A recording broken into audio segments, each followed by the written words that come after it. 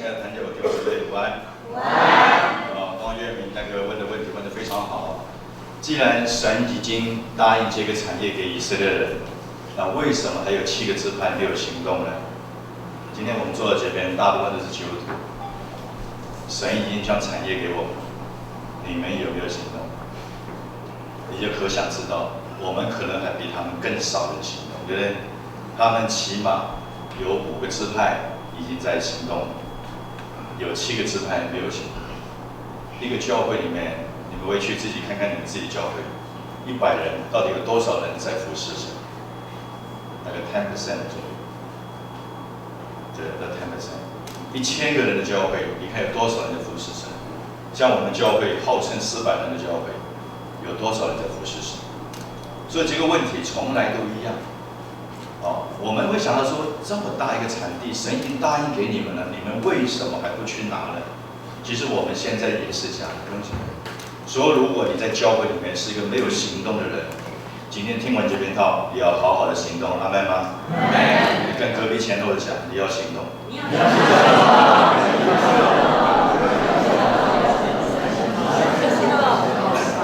约书亚记到15章以后，很多人大概看圣经都会跳过去，因为都是人名、地名、分地刚才大家读的时候都很辛苦，那不要说去想、去解释了。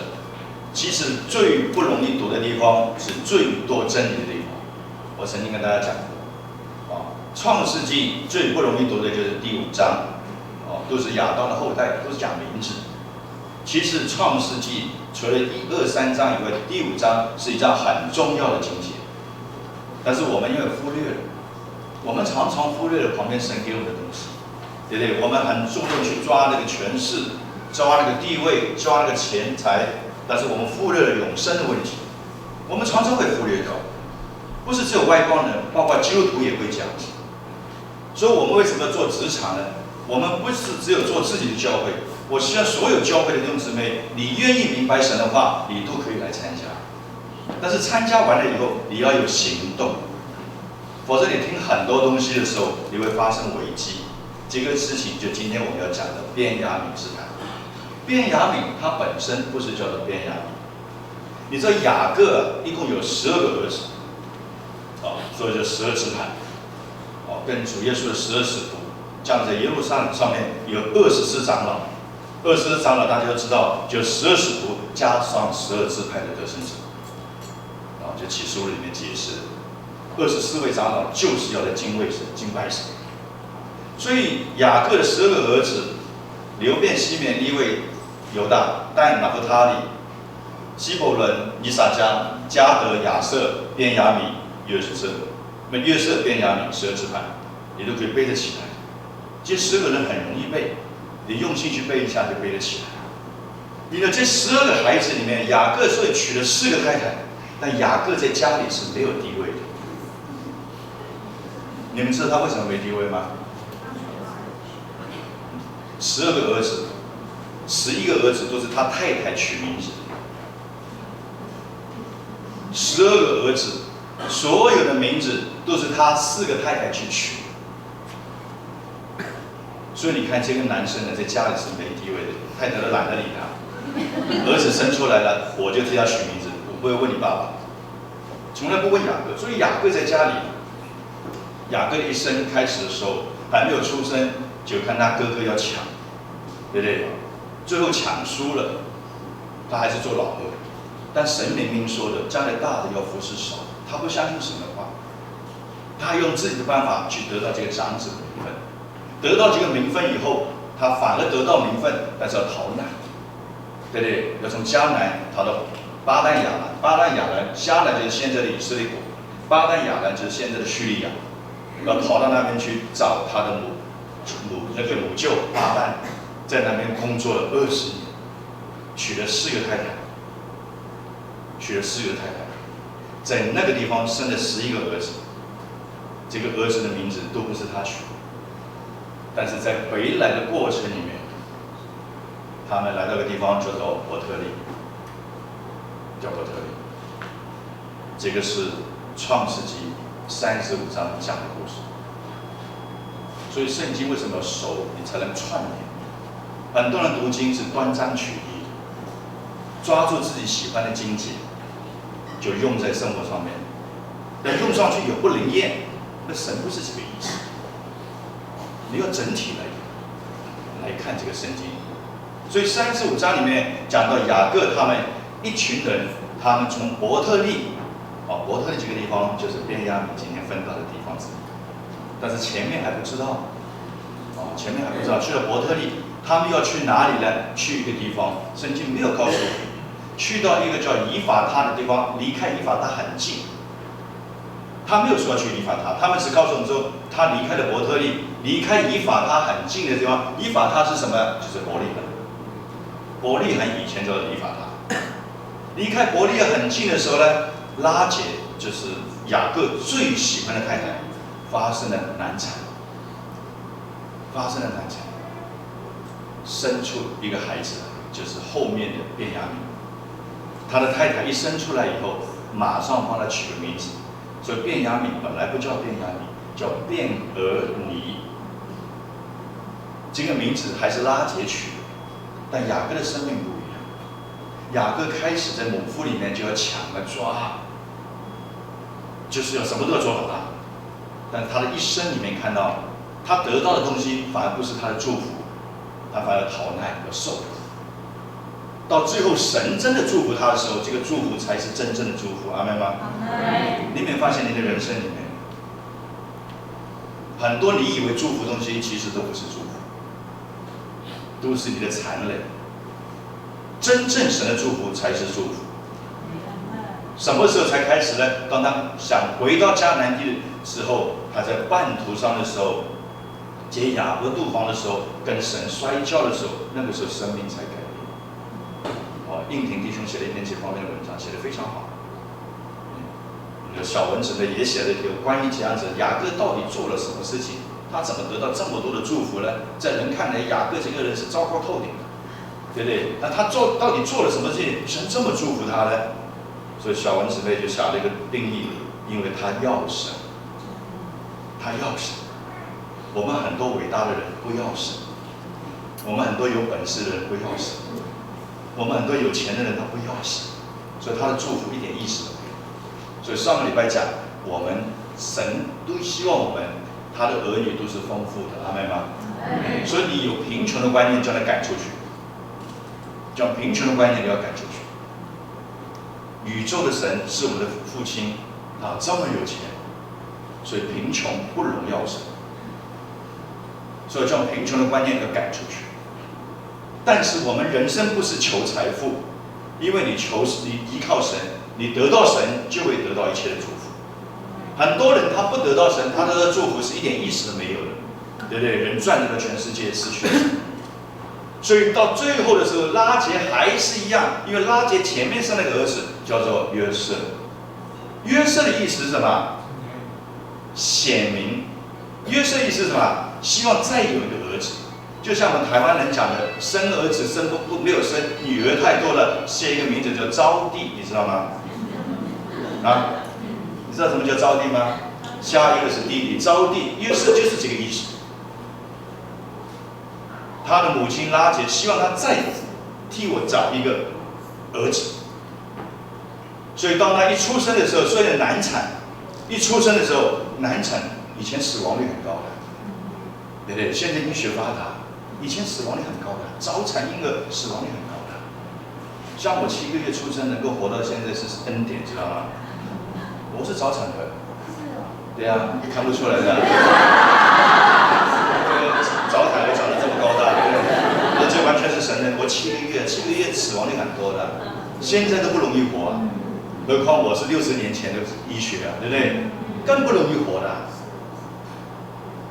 所以他一出生的时候，他的妈妈就是要改个名字，取个名字，叫做便俄尼，意思是什么？苦难。反正他妈妈看到说，我这个孩子出来，我难产。最后，他的母亲拉结死在那边，所以拉结创造以法他就是伯利恒，拉结就创造伯利恒。但是那个时候，雅各做了一个聪明的决定，今天是感恩节哦。我们的人生，如果你每件事情抱怨的话，你的人生就是抱怨的人生；如果你的人生都是感恩的话，你的人生就是感恩。什么叫感恩呢？你看拉结跟雅各看到事情不一样。以前雅各最喜欢抱怨的，但是他生命改变，他认识神以后，他的太太拉结，他所心爱的难产要死的时候，替他的儿子改个名字叫便俄尼，意思叫苦难、患难的意思。雅各说不，雅各说我生了12个儿子，几个儿子我要给他取名字，叫做便雅悯。便雅悯的意思就祝福、幸运。同样一件事情，两个人看到不一样的东西，有没有发现？他的太太看到是什么？雅各看到是什么？祝福。亲爱的弟兄姊妹，今天在你身上可能发现是你不愿意的事情，在一个不认识神的身上看到，你就是埋怨，是个苦难；在认识神的身上看来，这是个祝福。因为每一件事情临到我的身上，我的神都要同意。既然他同意，神一定有祝福在前面。所以保罗说：“自战自得的苦楚，为了成就将来荣耀无比的荣耀，这就算不了什么。”说没有一个人是没有难处，什么人没有难处？你知道吗？啊？什么人？死人就不叫人嘛，对不对？不算。他要活的才算嘛，对不对？神经病的人，对不对？神经病的他没有难处的，他最痛苦他家人的，阿们吗？对不对？你旁边有神经病人，他不痛苦的，你痛苦的。他还问你啊，你为什么这么痛苦？对不对？所以你有思想的人，有思考能力的人，人生的苦难是不断的，阿们吗？苦难在神看来是一个学问。所以圣经里面呢，主耶稣讲的话，在世上你没有什么？有苦难。你要在哪里才没有苦难呢？在耶稣里才没有苦难。所以在世上有苦难，在我里面有平安。苦难跟灾难不一样，苦难是有目的。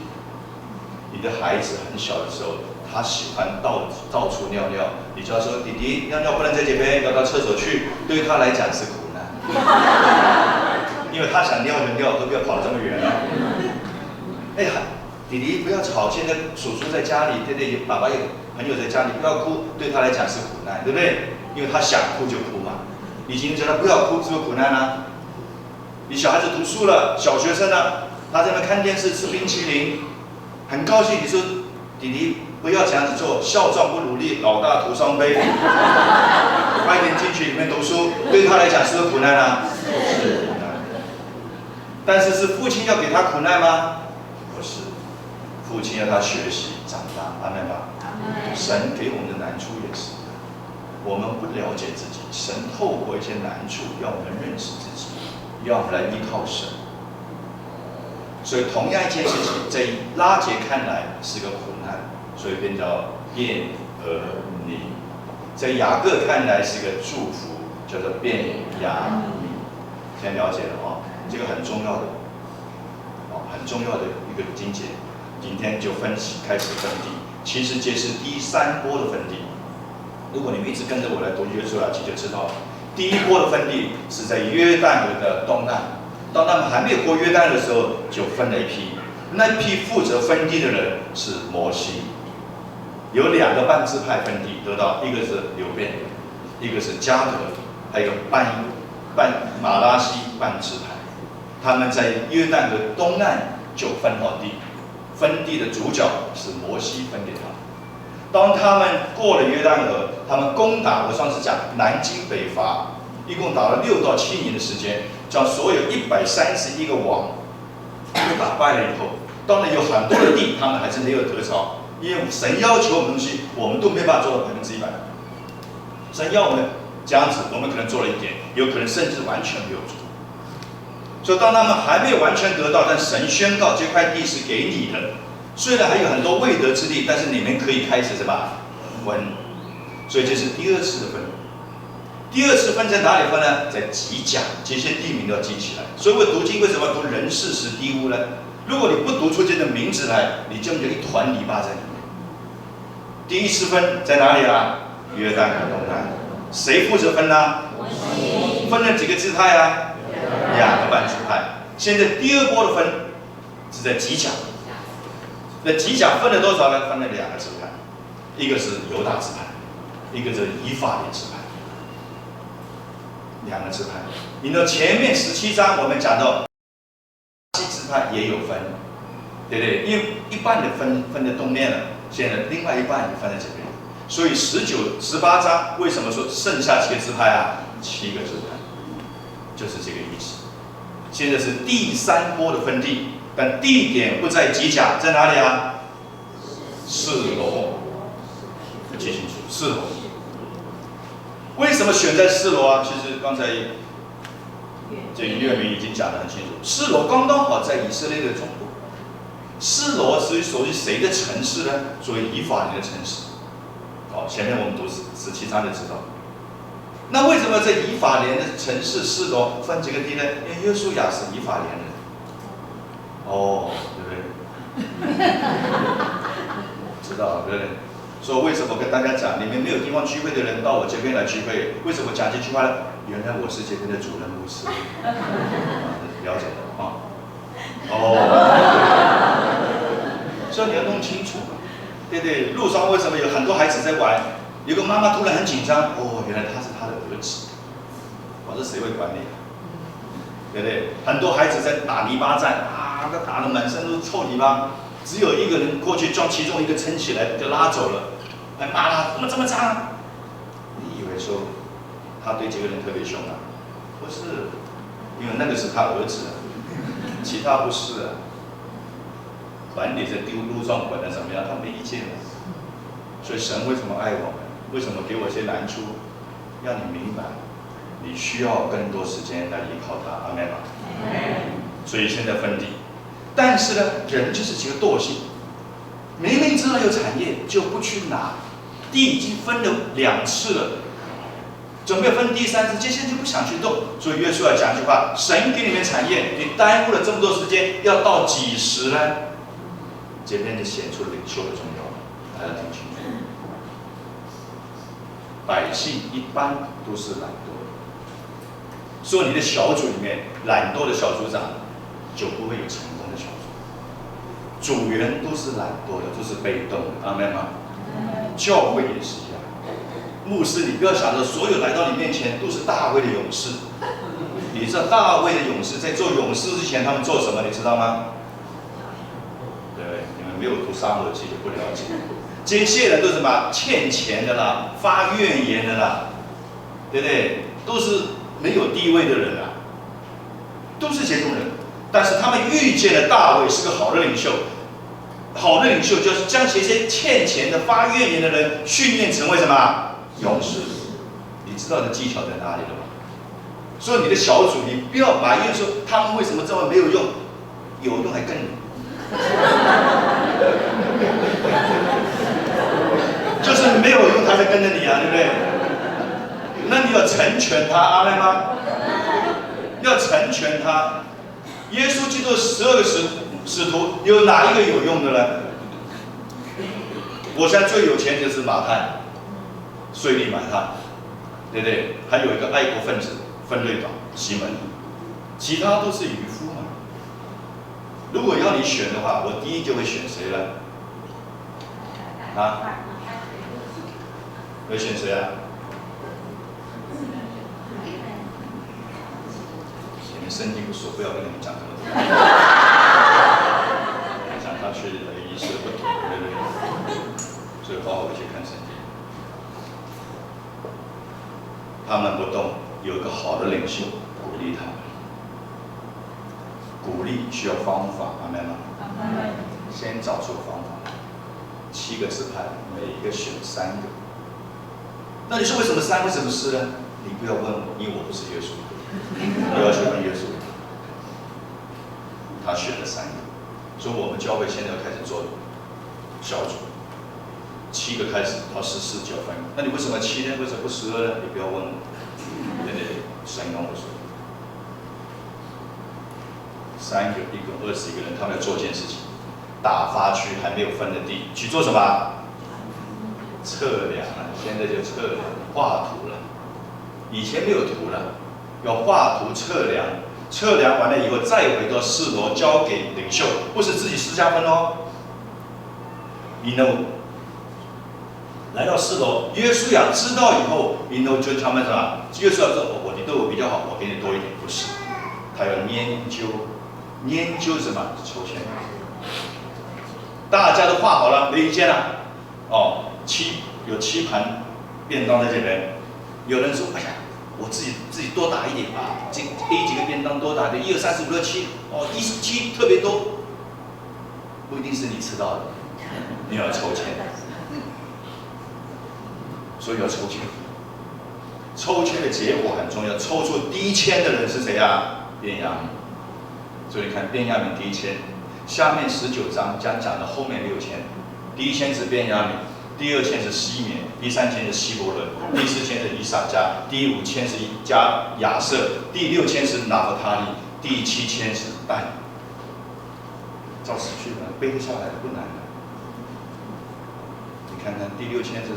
第7签是但，第6签是拿弗他利，第5签是亚瑟，对不对？反过来背也可以啊，因为我上过那个，这个一劳永逸那个课程，上了就要用啊。他说可以前面背，我也可以后面背，我就跟他学，前后都背了。对，7个签就照这样1签2签1旁2卦，所以便雅悯得到了分好以后，第1卦得到的是便雅悯支派。便雅悯支派，它分的地方叫4楼，4楼是以法莲的地方。以法莲已经分好地了，对不对？前面已经分好地了，犹大跟以法莲分好。以法莲，约书亚是以法莲的，所以他在那分地的时候，4楼就变成会幕建立的地方，所以会幕就建在4楼。所以后面我们看下去4世纪21章的4世纪，所有发生的事情都在4楼。会幕都在4楼。会幕是什么地方啊？是神与以色列同在的地方，对不对？会幕是在利未记里面就开始建会幕，就会幕分3个地方，一个是外院，外院里面呢有铜祭坛、使桌盘，再进去里面就叫做圣所，圣所里面有3个东西：陈设饼的桌子、金香台、金香炉。再进去里面这什么？至圣所，至圣所里面有什么？约柜。那约柜里面有3样东西，对不对？玛纳、亚伦发芽的杖，还有10诫的法版。所以你看会幕，服侍会幕是什么人啊？利未人。对，利未支派是服侍会幕。利未人都是做粗重的东西，洗濯啦、杀牛杀羊啦。真正服侍神，在圣所跟至圣所里面服侍的是谁啊？祭司。祭司是谁啊？祭司亚伦的后代。亚伦是谁呀？亚伦就是暗兰的儿子。暗兰是谁呀？暗兰就是利未的儿子。利未是谁啊？利未是雅各的儿子。就是你一串就下来。所以圣经啊，很多时候没有科学，没有常识，你不懂才会没常识。圣经整本圣经都非常有科学，有系统，前后从来不会矛盾。那祭司有分大祭司。对不对？亚伦的嫡系做大祭司，现在这个时间做大祭司的叫以利亚瑟，有没有看到这个名字啊？常常看到，对不对？在以利亚瑟跟约书亚面前，因为以利亚瑟是大祭司，以利亚瑟就是亚伦的儿子。后面到约书亚记他死了，所以谁做他的儿子叫非尼哈，做他的大祭司的位置。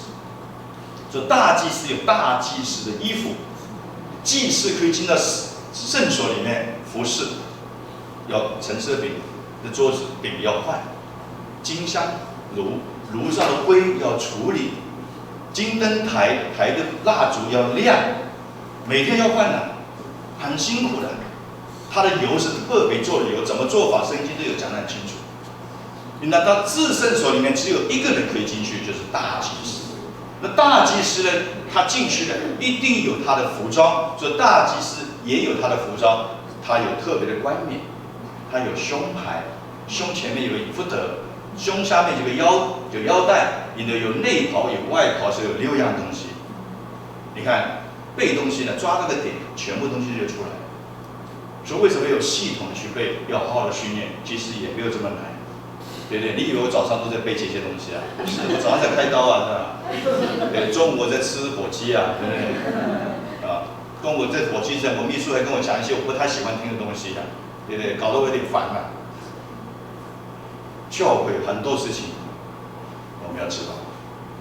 你们知道最近华人的教会里面有2家教会发生的事情，一个是康熙牧师判刑8年，另外一个就是韩国的赵永基牧师，这2个都是大牧者，他们在道德上、在真理上都没有问题，但是在解释上不一样。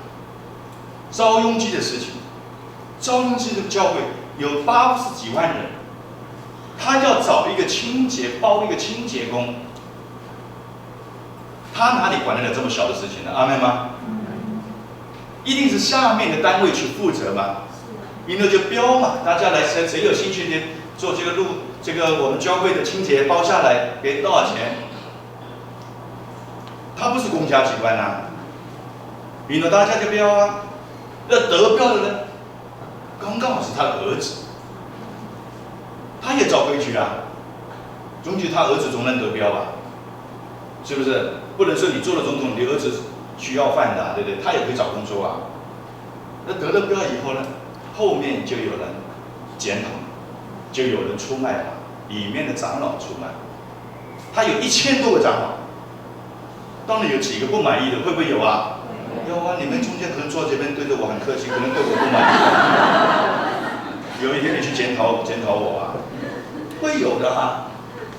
所以我们做神的事工要非常的什么小心。有人去检讨他，去检察官那边告他，检察官调出来说：“哎，是啊，为什么你给他钱比较多一点？这给多给少有关系吗？我是私人的机关嘛，对不对？这个面包菠萝包在外面买7块钱，我就给你8块。哎，他要找你砸，你就有问题，他就你的土地自己的。所以赵永基就被起诉，一被起诉，不是他个人的问题，整个教会界都什么受到影响。我绝对相信赵永基是神伟大的仆人，是伟大神的仆人。我绝对相信他没有任何的问题。这个事情告诉我们，现在在负责一些教会施工的人，我们这方面要很小心。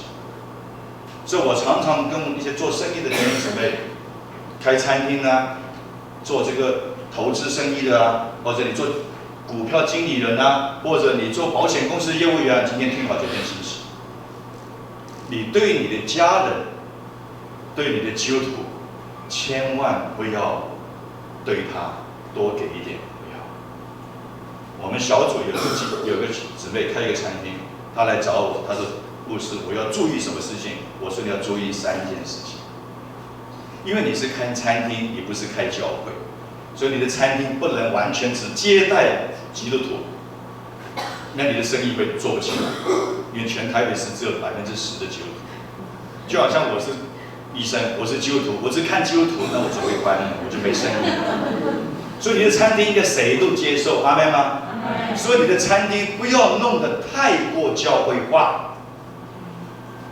一进来看到十字架，一进来看到耶稣挂在那边，一进来看到十诫，一进来看到审判，这个教会没有几个人要进去。你既然是接待所有的人，你应该很综合性的，阿们吗？你也不要每天放一个音乐，就教会的音乐，那你就叫其他不喜欢的人就没有，你就没有办法传福音，阿们吗？你有时候有放周杰伦嘛？他也是基督徒啊，你也可以放这个古典 classical 嘛，对不对？你可以多方面的，让人都能够来接触到教会的教圣。你经营是个基督徒，人家问你说：“哎，你是基督徒吗？”你说：“我是。”但是你不要餐了，全部变成基督徒餐嘛，对不对？这不需要的。哦 ，A 餐不叫 A 餐，叫做马土沙拉餐。为什么马祖沙呢？一直的长寿，马祖沙是全世界最长寿，活了969岁，人家都听不懂啊，对不对？你不要说那个雅各餐，对不对？就是给高拐的人吃雅各餐，对不对？你也不能这样子啊。所以我跟他讲，还有呢，有牧师来，千万不要打折，牧师多收一点，因为牧师是伟大神的仆人，阿们吗？所以我跟他讲，我来吃饭，你本来收200的，你收我200以上，我赔1000，你收我少于200，你就图利我。我的原则很清楚，你做我的施工的人，我对你会特别有要求，因为你的奖赏在天上是大的，阿们吗？你不要你跟着叶志伟，你什么后康都有，你没有后康，我能给你什么后康呢？阿们吗？神给你才是对的，阿们吗？所以你有被我要求的人，你就知道，你要跟着耶稣都没有好吃好住的，没错，因为将来太荣耀。我现在给你好吃好住的不用，我糟蹋你的时间，所以我对你一定会有要求，阿们吗？因为我成全你。所以我跟他讲，你不要有些牧师，哎，我是牧师啊，打个折好不好？你害不害羞啊？你刚才在跟我讲说，你的父亲天上的羊。地上的牛，千山的羊，万山牛都是你父亲的，你竟然要打个折？你的话证明你不相信你的神，阿们吗？我通常来讲，我是牧师，我多给点。我们以前教会有人送披萨来，哎呀，这次教会拜托你便宜一点好不好？你讲这句话就是传祸意。这个人从此以后观念就是教会就是贫穷的，阿们吗？我们常常是错误的观念影响了我们传福音。所以今天我们不悔改，亲爱的弟兄姊妹，教会就是冷淡，没有人会喜欢的教会。所以我做牧师以后，所有送东西来的人，他披萨送过来200块，你给他220块，给他20块钱，给他吃凉的，他才发现说教会耶，你看多给一点，他相信教会是富足的，阿们吗？在教会里面做的施工也是一样。我们请外面人做装潢，你千万不要说，我跟天成说，千万不要说教会要打折，不要。但是我也不是冤大头，对不对？明明这个面包卖10块钱，卖我100块，对不对？但是你卖10块钱，你卖我11块，我可以接受。阿们吗？阿们。我领口吃亏嘛，让神祝福我嘛，阿们吗？阿们。但是太离谱的，你也不要责问他嘛。朋友是这么贵吗？你只要讲就好了。他说不好意思，我也算错了。这句话很有用。任何人亏欠你，你不要跟他问什么。就像我跟你们讲，你对家里人讲，永远讲2句话。你不要跟他讲真理，讲什么不要。他不相信神的，你什么都不要讲，你只要讲2句话。第一句什么？第二句话呢？标准答案就这样讲。你的家人一个一个会得救。你颠倒多讲几句，就是出于自己。亲爱的姊妹，神有很多的原则，不是你所想。神叫你11点钟送一封信去给这个弟兄，你颠倒想想看，11点他睡觉了，我早点去，你违反神的命令，阿们吗？阿们。主人叫你几点钟送啊？11点。你自己自作聪明，早点去，神不负这个事情责任。他难道比你笨吗？难道你想到他没有想到吗？你会觉得说神已经忘记他11点会睡觉了，我早点去比较好。我们人常常用自己的方法去做神的施工，阿们吗？就是得罪神的事情。神要我11点，我是信差，我就11点去，一定有神的目的，阿们吗？你去做，照着神做，就有神迹出现。你照着你的想法去做，神说我根本不负责任，因为是你想的。所以便雅悯支派，本来便雅悯比较便俄尼是患难的事，但是现在雅各明白所有的患难都有神的祝福，所以变成祝福的事。雅各的生命改变。亲爱的弟兄姊妹，我们不要想去改变环境，你不要想去改变你的太太，改变你的先生，你要改变你对神的观念，阿们吗？你将神放在第一位置，神就负你完全责任。神叫你11点钟送东西，你就11点去，他就负你的责任。如果你不是11点去，神没有办法负你责任，因为他不是他的 order。他不是他的要求。所以他们分地开始之后，下第一卦就是什么？便雅悯。抽到第一卦，里面有很多的城市，他一共得到26座城，12加14嘛，26座城。这26座城有2座城很重要，第一座城叫做伯特利。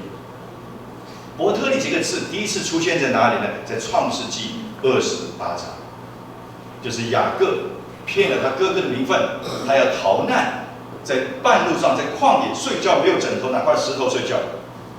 在睡觉的时候，他看见异象，看那个天际，有个人站在上面，上去下来，就跟他讲，跟雅各讲：“我是亚伯拉罕的神，亚伯拉罕是雅各的祖父；我是以撒的神，以撒是亚伯拉罕的父亲。我要将这块地赐给你。”当他一醒过来的时候，雅各那时是什么身份啊？逃难身份。听到神说要将这块地赐给他，他第一感觉心里面发生了敬畏，敬畏神。亲爱的弟兄姊妹，你们的心里面有没有敬畏神？如果你不敬畏神，你看不到神迹。雅各是我这么不配的人，既然这块地要给我，所以雅各一醒过来，原来这就是神的门，神的殿。他马上敬畏，将一块石头立起来，将油浇在上面，跟神立约。他的立约内容也很简单，包括吃住喝神衣食住行。如果你真的是神，你担保我平平安安的去，平平安安的回家，要有的吃，有的住，要有的穿。如果你都这样祝福我，我就将我的1/11给你。你看这样子祷告，你们会不会祷告？你还不敢祷告，对不对？因为你半属灵嘛，你知道半属灵啊，假属灵。我常常做这种祷告，对主啊，我愿意为你做事情，对不对？你让我教会人数增加，还数字很清楚，4000到5000，对不对？你让我的同工每个都是非常像大卫的勇士一样，我开口很大啊，对不对？我不是要做300、400啊，我这么大的地方做4、5千人不过分，阿们吗？有人说：“你骄傲，那你有做多少？300。”那个不是骄傲，那个自卑，那叫得罪神，阿们吗？神的意思是吧？愿万人什么？你却做300，神给你场地是做4000，你做300，你不是得罪神啊？阿们吗？这跟骄傲没有关系，跟看见有关系，阿们吗？台北市有90%的人还没有信主，我去救这些人，你说我骄傲？你好好检讨你自己。教会不生产，完全得罪神；教会不传福音，没有存在的价值，阿们吗？就像医院不救人，就是没有存在的价值。教会是救人的地方，所以我们大家勒紧腰带，好好的救灵魂，阿们吗？亲爱的弟兄姊妹，伯特利第一次出现在创世纪28章，所以他一打开醒过来的时候，与神立约，那个地方他就改名，本来叫路斯，他专门改名，这是第一次伯特利出世。所以伯特利后面也成了一个问题，为什么人离开神，问题就困难重重？示罗本来是会不同在的地方，但是后来你知道吗？士师的时候，士师都是有恩赐，但是没有生命。你看每个士师都很厉害，对不对？但是他们没有生命。所以教会里面，你服侍神，你有恩赐很好，但是从服侍里面，你需要有生命的改变，阿们吗？你很会弹琴很好，但是你弹琴，你生命没有改变，像个孩子一样，就不能用。你很会讲道很好，但你生命没有改变，你没有见证，你讲道讲的越多，完全没有意义。所以服侍是为了什么？生命像耶稣，阿们吗？所以在示罗后来4世纪的时候，发生了很大的问题，到最后末世士师叫做以利，你们听过这个字的名字啊？以利沙母记里面记，以利是最后一位士师，他的2个儿子限制犯错了，跟亚伦2个儿子犯妻一样，被神击毙掉了。最后约柜也被非利士人怎么被掳走，所以示罗就没有神同在，有会幕没有约柜，约柜代表神的同在。教会有教会，没有神的同在是悲惨的教会，阿们吗？小组要有神的同在，阿们吗？教会要有神的同在，阿们吗？那才是兴旺的教会，否则只是个 building 而已。所以示罗是会幕的地方，却法柜没有，约柜没有，所以示罗走向灭亡，没有命了。所以后来神的儿子所罗门大卫的小儿子将圣殿建在哪里啊？耶路撒冷。因为后面我们知道耶罗波安的时候，对不对？南国北国分裂。因为南国两大支派，第一个就是犹大，第二个是什么？便雅悯。就保罗是便雅悯支派。现在以色列国80%都是犹大支派跟便雅悯支派，有少部分的利未支派，所以还有9个半支派现在失落。陈锡珍弟兄写一本书，你们可以看，叫做《失落的9个半支派》。所以他们在寻找这个，因为耶稣基督来的时候，12支派都要在，每个支派都不能缺少。然后罗波安在南国，耶罗波安在北国。他们为了政治自己个人的贪念，他们将伯特利做了一个金牛犊。伯特利刚刚好在南国跟北国的边界。为什么他要做金牛犊呢？耶罗波安说，如果他们一分为二，我管北国，他管南国。如果我北国的人还要去耶路撒冷敬拜神，那接下来有去没回，那我就危险了。所以他要他自己的地方建立什么？一个祭坛。所以说伯特利建立一个金牛犊。为什么是金牛犊呢？因为他们出埃及的时候，亚伦就是建了金牛犊。所以你发现上海滩外滩呢有金牛犊，有没有看到？真的，你们去注意看看啊。然后欧盟的财务银行总部也有金牛犊，对不对？然后纽约也有金牛犊啊，我们台北也建了很多金牛犊啊。人家建你就建，人的智慧就是完全不认识神，完全得罪神的事情。所以人你不认识真理，你就跟着人走，对不对？你就跟着别人走，然后在伯特利建一个金牛犊，比较北方的在但也建一个金牛犊，所以耶罗波安就建了2个金牛犊，一个在伯特利，一个在哪里啊？在但支派，一北一中，方便北国的人。你看政治人物厉不厉害啊？方便你行事啊，免得你去耶路撒冷全部不回来。第二个城市很重要，叫做基比亚。另外一个城市26座城，这2座城市特别跟大家分享一下。第一个伯特利城，第二就是基比亚城。基比亚是谁的地方呢？基比亚是以色列第一个国王扫罗的家乡。扫罗是便雅悯人。他住在基比亚，住在基比亚，所以这个城属于基比亚，城市属于扫罗处理。然后我们今天是感恩节，我太太说你今天要鼓励大家讲点感恩的话。我们每个人，如果你不感恩，你就是埋怨。我要给大家看2节的圣经，从这个人的身上，我们看到这个人从不感恩到感恩的人。我们先看创世纪35章。我们一起来读下去。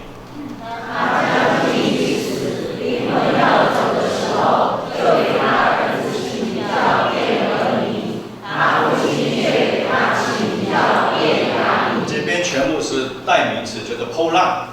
我跟大家讲，这个他只叫做拉结。就拉结要死的时候，灵魂要离开的，他替他的儿子拉结的儿子起个名字，叫什么？便雅悯是什么意思啊？苦难、灾难的意思。他的父亲，他这个时间就是便雅悯，他的父亲是谁呀？雅各。雅各将他改名叫什么？便雅悯。便雅悯什么意思啊？祝福、幸福的意思。同样一件事情，不同眼光去看，有不同的解释。阿们吗？雅各现在变成一个感恩的人，他遇见这个困难，他的太太走了，最后拉结死了，难产死。他也没有拜神，也不来，没有说不来聚会，也没有讲负面的东西。如果像以前的雅各，他不应该叫名字变成变儿女，变儿女是苦难意思啊，应该改另外的名字，改基连、基隆、基变、基连、马连，4个字忘记了，《路德记》里面的，对不对？叫做憔悴，叫做疾病，对不对？甚至叫死亡算了，对不对？但是雅各没有这样看，他觉得这个事情是什么？是个祝福。所以雅各是个感恩的人，阿们吗？你的人生里面现在会遇到困难，遇到困难你是怎么看？你是拉结的看法，就叫苦难；你是雅各的看法，就叫恩典。阿们吗？所以你看怎么看？要做感恩的人，还要做个埋怨的人，你自己决定。你太太很凶，对不对？你从拉结的看法，就是这不是贤出的妇人。上次我们有个弟兄在那边做见证，对不对？他发现他太太，他在祷告神啊，你给我一个贤惠的妻子，对不对？你圣经是这样说嘛？后来神要他看见他的太太已经是贤惠的人，是你不懂得什么叫贤惠，对，不懂得什么叫贤惠。所以雅各是个感恩的人，阿们吗？阿们。但是他开始不是。那我们再看下一章，我们再读创世纪49章27节来。便雅悯是个4月长，早晨要吃他所抓的，晚上要分他所夺的。这是创世纪雅各死之前替他12个儿子做预言。对便雅悯只有一个预言，就撕裂的狼早上要吃他所抓的，晚上要分他所夺的。这什么意思呢？现在在约书亚记18章看到雅各那便雅悯分到的地方。我们继续看下去，我们在士师记20章的地方看到便雅悯这个支派。便雅悯是雅各最后一个孩子，所有人都喜欢他。这句话的意思就是一个人如果没有生命的经历，都是人家捧着你在手上，就问题一大堆。